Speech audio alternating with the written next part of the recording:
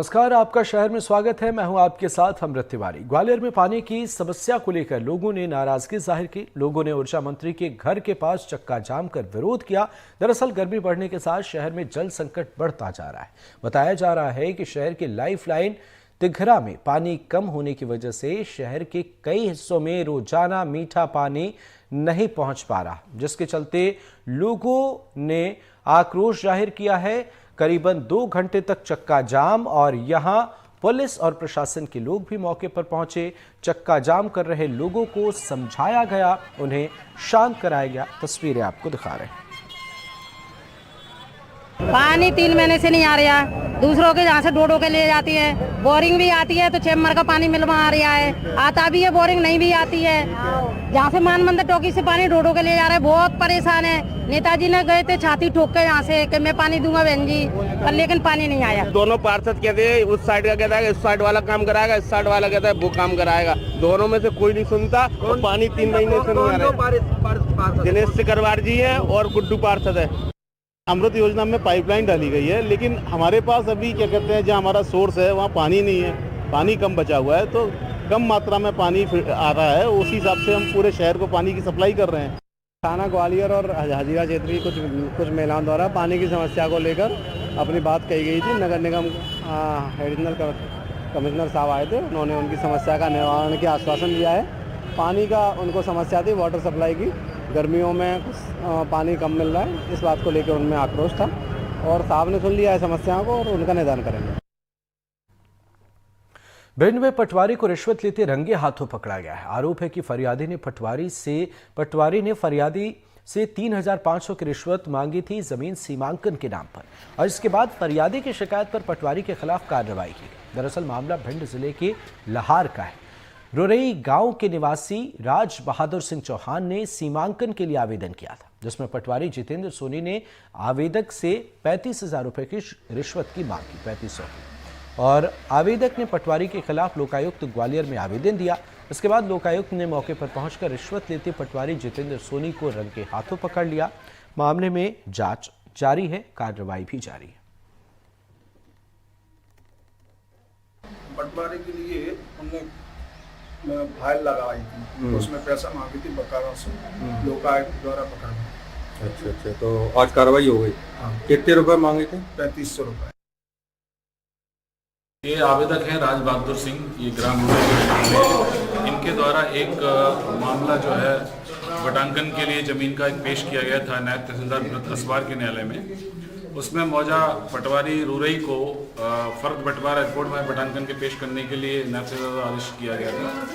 तो उस प्रकरण में फर्द बंटवारा रिपोर्ट पेश करके और बटांकन आदेश पारित करवाने के एवज में इन्होंने 3500 रुपये रिश्वत की मांग आवेदक से की, जिसकी शिकायत आवेदक के द्वारा लोकायुक्त कार्यालय ग्वालियर में की गई। उस पर से हमने विधिवत कार्रवाई करते हुए आज 3,000 रुपये यहाँ लहार आकर आज 3,000 रुपये आरोपी ने आवेदक से लिए और हमने उसको यहाँ पकड़ा और कार्रवाई की जा रही है। विदिशा में पुलिस ने चोरी के मामले का पर्दाफाश किया है। पुलिस ने 4 दिन पहले कोतवाली के सामने हुई चोरी की वारदात का खुलासा करते हुए आरोपी को गिरफ्तार कर लिया और साथ ही चोरी किए गए रुपयों को भी जब्त किया है। मामला 13 मई का है, जब दिनदहाड़े कोतवाली के सामने जिला सहकारी बैंक से 1,90,000 रुपए निकाल कर आ रहे ग्रामीण को चोर ने निशाना बनाया और चोरी की वारदात को अंजाम देकर फरार हो। मामले में पुलिस ने आरोपी को गिरफ्तार किया है। मामले में जांच जारी है। प्रधानमंत्री ग्राम सड़क के अंतर्गत कार्यशाला पद्मी रोड बना है, जो 12 टन के लिए डिजाइन है और प्राय देखा गया है बीच में हमारे द्वारा बैरियर लगाया गया था कि 12 टन से ज़्यादा गाड़ियां, हेवी गाड़ी ना जाए, लेकिन उनको किसी अन्य परिवहनकर्ता द्वारा निकाल के फेंक दिया गया। इस कारण से हम नहीं लगाया, लेकिन हमारी भार क्षमता केवल 12 टन के लिए डिजाइन रहता है। अधिक भारवान क्षमता की गाड़ियां जाएंगी तो स्वाभाविक है कि सड़क का क्रस्ट उस हिसाब से डिजाइन नहीं रहता, तो क्षतिग्रस्त होकर मतलब समय पूर्व क्षतिग्रस्त हो जाएगा। हिमाचल प्रदेश के मनाली में भोपाल की युवती की हत्या की जांच जारी। उधर भोपाल पुलिस भी लगातार मनाली पुलिस के संपर्क में है। भोपाल में डीसीपी प्रियंका शुक्ला ने बताया कि मृतक शीतल कौशल 3 मई को भोपाल से निकली थी, जिसके बाद उसके घर वालों ने शाहपुर थाने में शिकायत दर्ज कराई। उसके बाद खबर मिली कि मनाली में शीतल का शव मिला है। डीसीपी प्रियंका शुक्ला ने कहा कि मनाली पुलिस की पूरी मदद की जाएगी और मामले में जांच जारी है। परिजनों के द्वारा शिकायत दी गई थी कि ये अपनी भाभी का मोबाइल लेकर के घर से चली गई है, तो मोबाइल घूमने की उनके द्वारा, मोबाइल ले जाने की उनके द्वारा जो है शिकायत दी गई थी। और इसके बाद अभी ये सूचना है कि उनका मर्डर वहाँ पर हुआ है, मनाली में किसी व्यक्ति के साथ में ठहरी हुई थी और मनाली पुलिस के द्वारा इसमें पूरी कार्रवाई की जा रही है।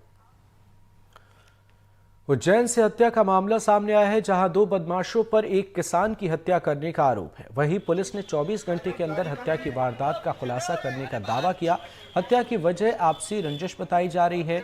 हत्या की वारदात को अंजाम देने के बाद दोनों आरोपी युवक एक शादी समारोह में शामिल होने चले गए, जिससे पुलिस को शक न हो, लेकिन उनकी ये चाल कामयाब नहीं हो सकी और पुलिस ने दोनों को पकड़ लिया। पूछताछ में पूरे मामले का खुलासा हुआ। पुलिस आगे की कार्रवाई में जुटी।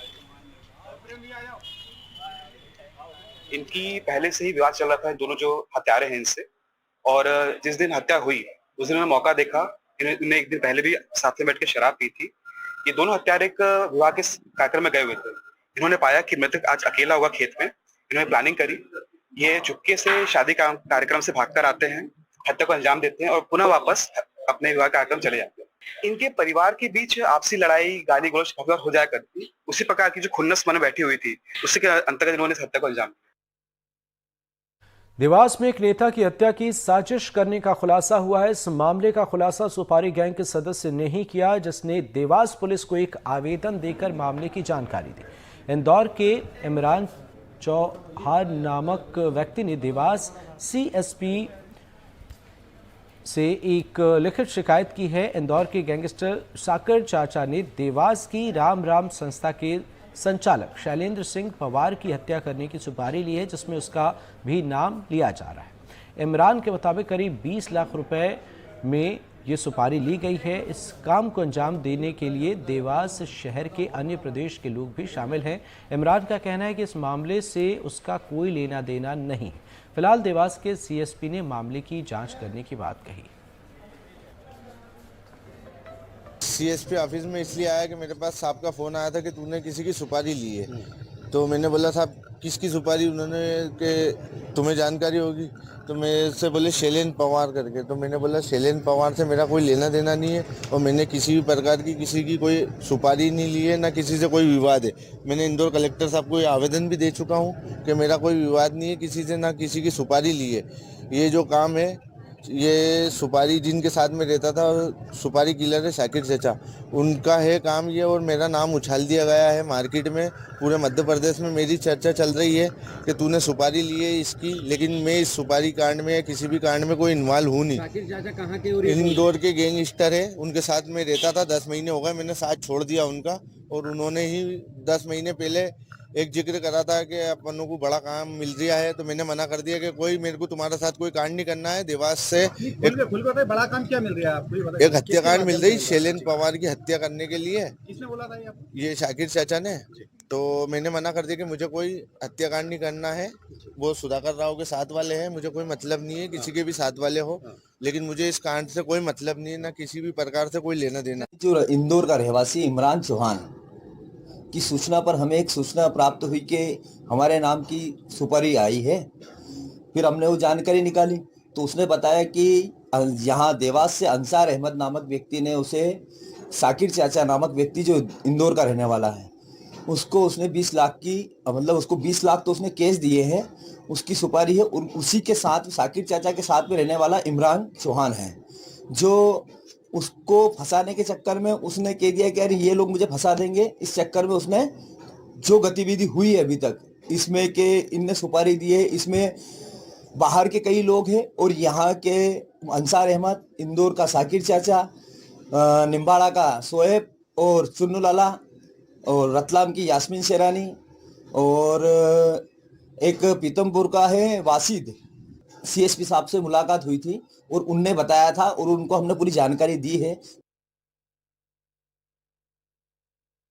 इमरान नाम के व्यक्ति जो इंदौर का रहने वाला है, इसके द्वारा एक लेखी आवेदन कार्यालय में आकर प्रस्तुत किया गया है और इस आवेदन में उसके द्वारा एक शैलेंद्र पवार नाम के व्यक्ति की सुपारी का उल्लेख है जो उसे शाकिर नाम के व्यक्ति ने ली है, ऐसा इसका कहना है। जो और शाकिर इसके साथ सह अपराधी था और इस आवेदन में जो है ना जो भी फैक्ट्स आ रहे हैं उनकी जांच की जा रही है और जांच के पश्चात ही जो है ना इसमें कुछ आगे तफ्तीश में जो भी आएगा उसके बाद ही निर्णय लिया जाएगा।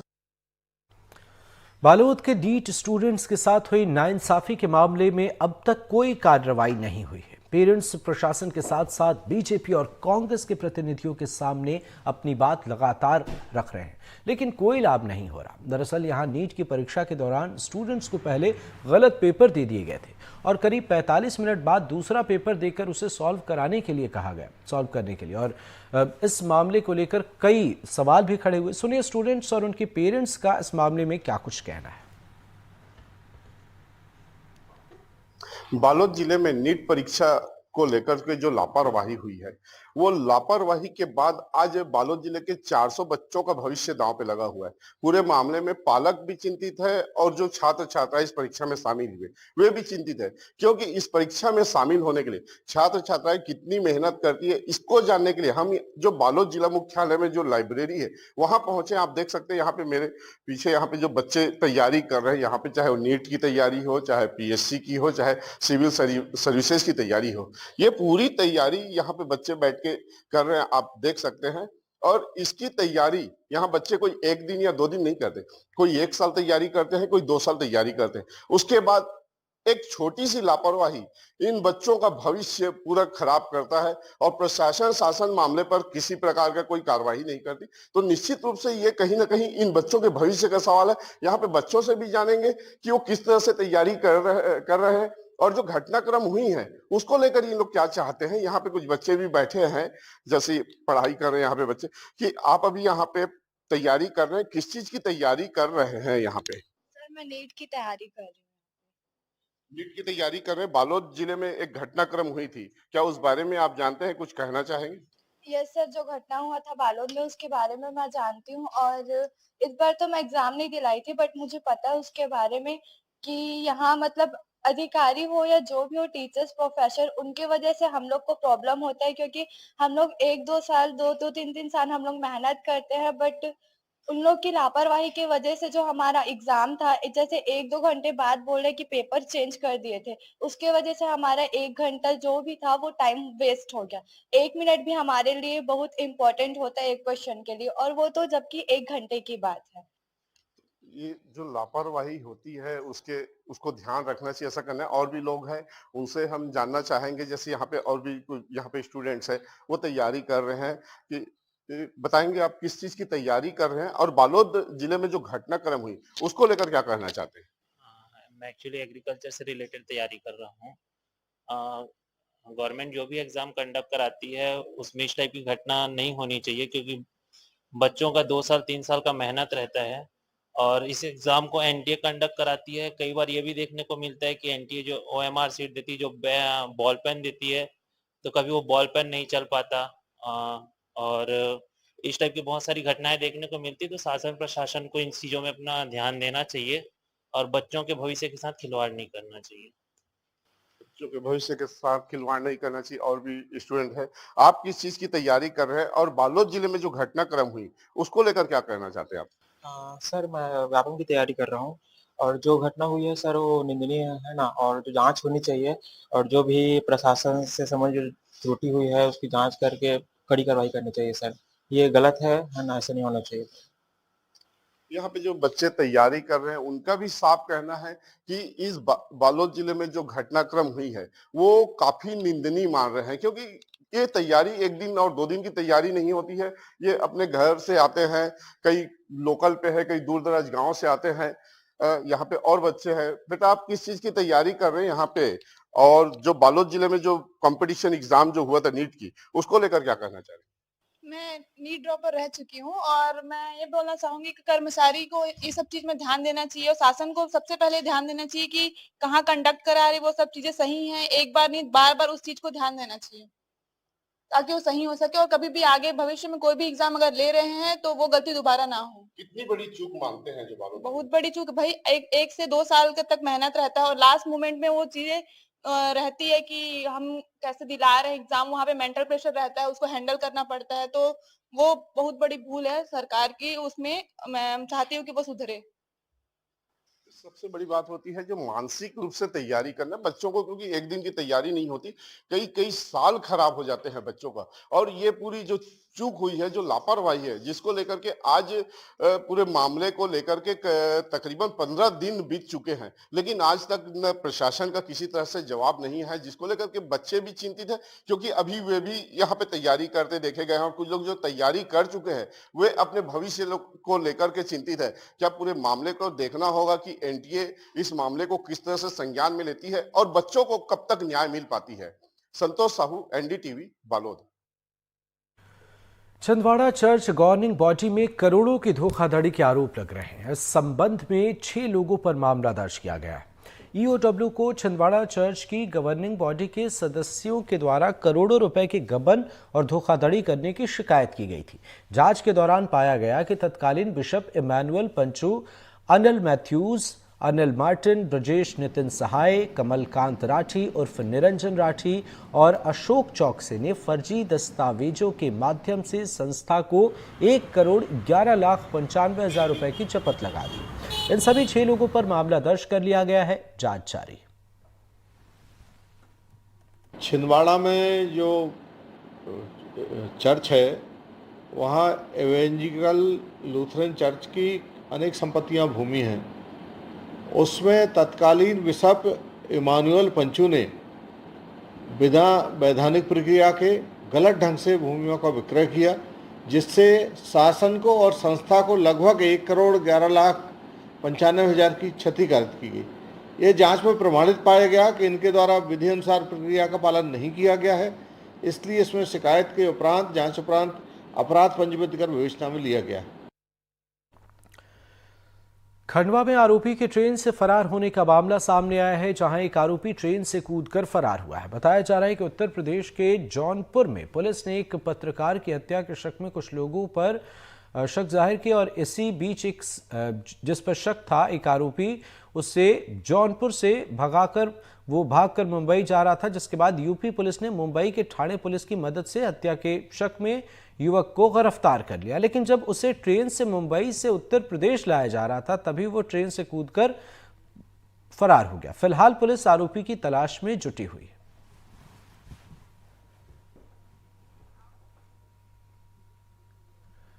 पेयजल संकट से जूझ रहे मैहर जिले के लिए केजेएस सीमेंट प्लांट की इमिलिया खदान बड़ी राहत लेकर आई है। सीमेंट खदान से पानी लेकर फिल्टर ट्रीटमेंट प्लांट से पानी साफ किया जा रहा है और लोगों के घरों तक अब साफ पानी पहुंचाया जा रहा है। देखिए मैहर से एनडीटीवी संवाददाता धर्मेंद्र वर्मा की खास रिपोर्ट। खनिज संपदा का खनन करने के बाद अक्सर खदानें जानलेवा साबित होती हैं, मगर मैहर जिले में एक खदान ऐसी है जो मैहर जिले के लिए जीवनदायिनी साबित हो रही है। हम मौजूद हैं अमिलिया गांव में, जहां पर एक केजीएस सीमेंट फैक्ट्री की खदान है। ये वो खदान है, आप देख सकते हैं कैसे पाइप के माध्यम से पानी की सप्लाई की जाती है। ये वही खदान है जहां से लोगों के घरों में पानी जाता है और उससे लोगों की प्यास बुझती है। मैहर जिले के लोग हर साल गर्मी में होने वाले जल संकट से परेशान थे और इस साल पानी की किल्लत और भी बढ़ गई। ऐसे में मैहर के नगरपालिका प्रबंधन ने सीमेंट प्लांट की खदान में जमा पानी को ट्रीट कर लोगों के घरों तक पहुंचाया। पानी की समस्या के समाधान के लिए मैहर के कलेक्टर के निर्देश पर जल भंडारण के वैकल्पिक स्रोत के रूप में केजीएस सीमेंट की इमलिया खदान को चिन्हित किया गया। निगम के अधिकारियों ने पहले खदान में जमा पानी की जांच कराई कि पानी पीने योग्य है या नहीं। जांच में पानी की गुणवत्ता सही पाई गई, जिसके बाद इसे पूरी प्रक्रिया के तहत स्वच्छ कर लोगों के घरों तक सप्लाई किया गया। अब इस खदान से हर रोज लगभग 20 लाख लीटर पानी नगर पालिका मैहर के फिल्टर प्लांट तक पहुंच रहा है और वहां से ट्रीट होकर लोगों के घरों तक। तो अस्थायी रूप से व्यवस्था वहाँ पाइप चेक कराने पाया गया तो 110 डाया का पाइप लगभग 2 किलोमीटर लाइन बिछा के पानी फिल्टर प्लांट पर लाया गया, जिसमें 125 HP की मोटर पंप चल रही है। अपनी पाइपलाइन सक्सेस हो गई और पानी भी सप्लाई कल से चालू हो गई उसकी। उसमें और भी अभी पानी की आवश्यकता है, तो एक मोटर और एक लाइन बिछाने का आगे चल रहा है। हमारे पास चीफ म्युनिसिपल ऑफिसर और कलेक्टर मैडम से डिस्कशन हुआ था इसके बारे में, और डिस्कशन में ये निकला कि इस साल जो है काफी गर्मी पड़ रही है और मैहर के एरिया में सूखा पड़ रहा है। तो हमने सोचा, हमारे मैनेजमेंट ने ये सोचा कि मैहर के लोगों की भलाई के लिए हम डिस्ट्रिक्ट एडमिनिस्ट्रेशन के लिए जो असिस्टेंस उनको चाहिए हम जी जान से प्रोवाइड करेंगे। बहरहाल प्रशासन की तमाम कोशिशों से मैहर नगर पालिका क्षेत्र में अब जल संकट और पेयजल की समस्या का समाधान हुआ। मैहर से धर्मेंद्र की रिपोर्ट, एनडीटीवी मध्य प्रदेश, छत्तीसगढ़।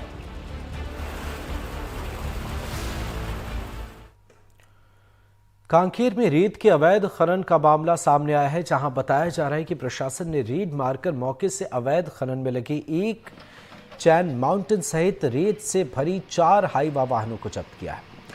सबसे पहले प्रशासन ने विरोध के खदान में दबिश दी, जिसके बाद सभी खदानों में हड़कंप मच गया। इसी तरह चारामा के तेलगुड़ा समेत अन्य खदानों में भी चैन माउंटेन से अवैध तरीके से रेत का उत्खनन लगातार किया जा रहा है। फिलहाल पुलिस मामले में कार्रवाई कर रही है। अवैध उत्खनन करने वाले मशीनों जैसे कि चैन माउंटेन हो गया और ये हाईवा हो गया, इस पे जो है हमने कार्रवाई किया है। लगभग 4 हाईवा हमने जब्त किया है जो रेत से भरे हुए थे, और एक चैन माउंटेन जो है उसको भी अभी हम लोग थाना ले जा रहे हैं, इसको भी जब्त करेंगे। यह कार्रवाई जो है छत्तीसगढ़ गौण खनिज अधिनियम और major and minor minerals development and regulation act के तहत किया जा रहा है। इसके साथ ही जो है छत्तीसगढ़ भू राजस्व संहिता 1959 की धारा के तहत भी जो है हम लोग इसमें कार्रवाई कर रहे हैं। पन्ना जिले में रेत के अवैध उत्खनन का मामला सामने आया है। पन्ना और छतरपुर जिले की सीमा से बहने वाली कीन नदी में व्यापक तौर पर अवैध खनन किया जा रहा है।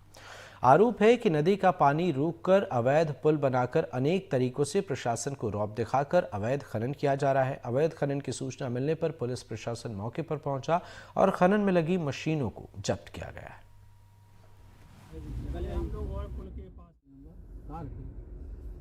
4 LNT और 2 डंपर पकड़े गए हैं, और काफ़ी कुछ डंपर जो खड़े हुए हैं उनको भी लाने का प्रयास किया जा रहा है, और इन पर निश्चित ही अवैध उत्खनन की कार्रवाई की जाएगी। अभी हमने कल से जो है अभी तक हम 4 LNT मशीन हमने जब्त करके और पुलिस चौकी बीरा में सुपुर्दगी में मतलब वहाँ पर हमने खड़ी करा दी है। अब वो प्रयास है हमारा कि जो है चौकी प्रभारी को वो मतलब उनके सुपुर्दगी में दे दें, क्योंकि वहाँ 3 ट्रक हैं जो 2 भरे हुए हैं रेत से, और एक ट्रक जो है वो खाली करके भाग रहा था, तो उसको भी हमने पकड़ लिया था। तो वो खाली ट्रक भी हमने वहाँ पे इस प्रकार 3 ट्रक मैंने सुबह ही जो मैं यहाँ से गया था उस समय चौकी में मैंने खड़े करा दिए थे। बीरा चौकी के अंतर्गत वहाँ अवैध खनन को लेकर कार्रवाइयाँ की हैं, जिसमें सुरक्षा पुलिस भी साथ में रही है, और सर के द्वारा और SDM सर के द्वारा 4 LNT और 2 डंपर, एक ट्रक जब्त किया गया।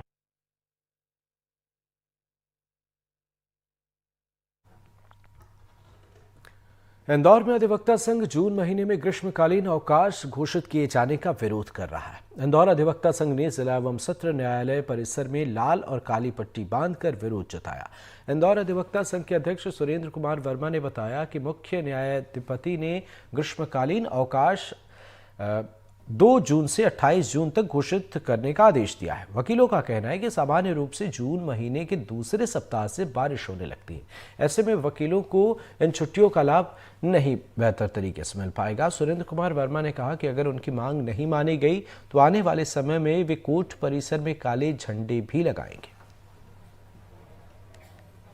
1 माह से हम कह रहे हैं कि ग्रीष्म अवकाश को बारिश के टाइम मत घोषित करो, हमें अवकाश मई में दे, लेकिन उनके द्वारा प्रजातांत्रिक तरीके से हमारी आवाज़ को हमारी मांग को न मानने पर हमने ये किया।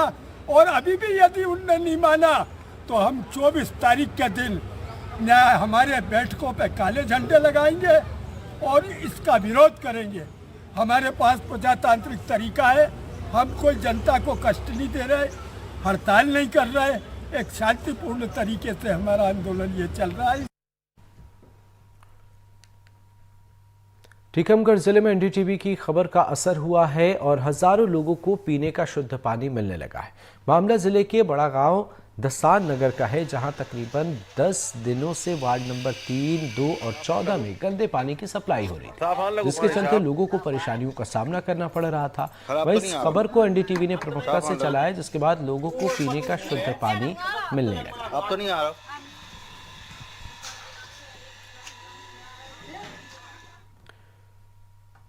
खबरें और भी हैं इस बुलेटिन में। फिलहाल इतना ही। बाकी खबरों के लिए आप देखते रहिए एनडीटीवी मध्य प्रदेश छत्तीसगढ़। नमस्कार।